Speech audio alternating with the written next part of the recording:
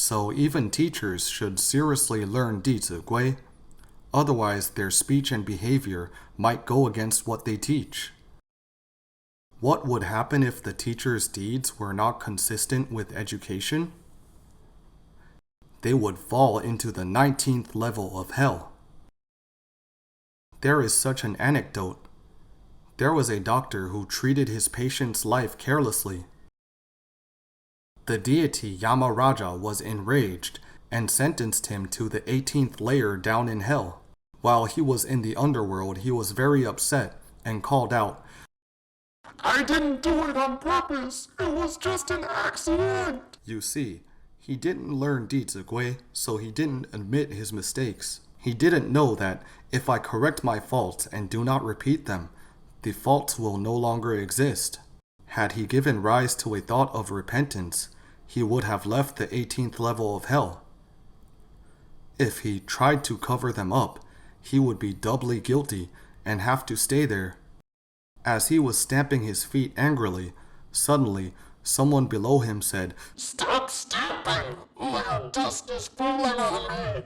He was startled and thought to himself, "Isn't the 18th level the lowest of hell? Why is there still someone below?" He said, "I was a doctor. I was sentenced to the 18th level because of being negligent in my work. What was your career, and why are you in the 19th level?" The person below him said, "I was a teacher." The doctor was sentenced to the 18th level because of ending someone's lifespan, but the teacher had sabotaged people's wisdom life. Sentient beings' lifespan will come to an end, but their wisdom life is everlasting. And if a teacher has correctly established his students' wisdom life, giving them the right concepts, it may influence their descendants of many generations, since the students will have children and grandchildren in the future. A teacher can teach hundreds or even thousands of students in his lifetime. That is why the teaching career is called the job of infinite merits if you perform your duties well. Conversely, if you fail to meet your responsibilities, your future will be bleak. My friends, after listening to what I said, please do not think of giving up your wish to become a teacher, as it is too frightening. What is really important? Your intention.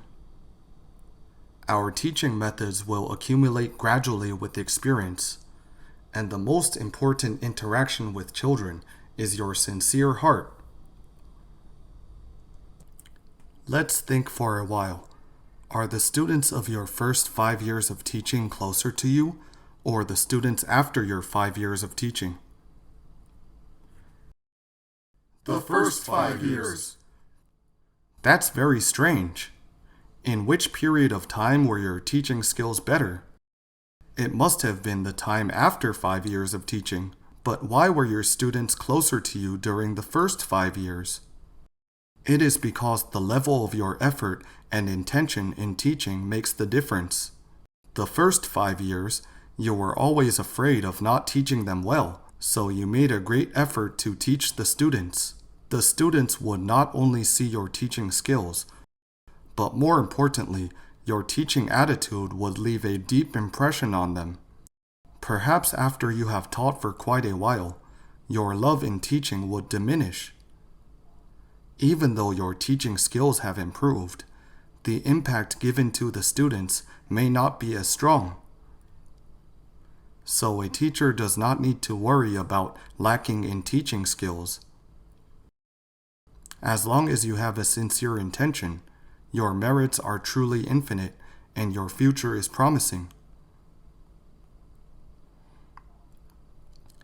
As teachers, we must always hold on to this motto. Learn to be a teacher of others, act as a role model for society. Since teachers require constant learning, they must not stop pursuing morality and wisdom. The ancients said, "Learning is to improve ourselves, while teaching is to edify others." We should neither stop learning nor give up teaching. Only through learning can we improve ourselves and rectify our bad habits. And only through teaching can we correct the students' perceptions and help them establish the right views in life. If we don't learn, it is very difficult to obtain true wisdom, and if we don't teach, we are not being benevolent and compassionate. Because only through ethical education can we save a person's life from the root. So we must always improve ourselves and students through teaching and learning. As teachers, we must not put away our books after graduation. Instead, we must learn more actively so as not to disappoint our country's expectation for us.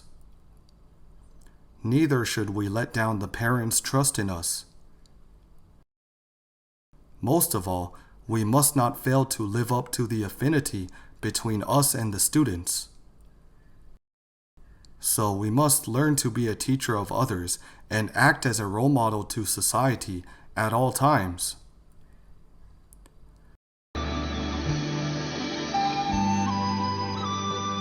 For MP3 and full transcripts, please visit mahayanapureland.org. No copyright. Welcome to Circulate. Infinite merits to propagate. Filial to parents, respect to teachers. See you again.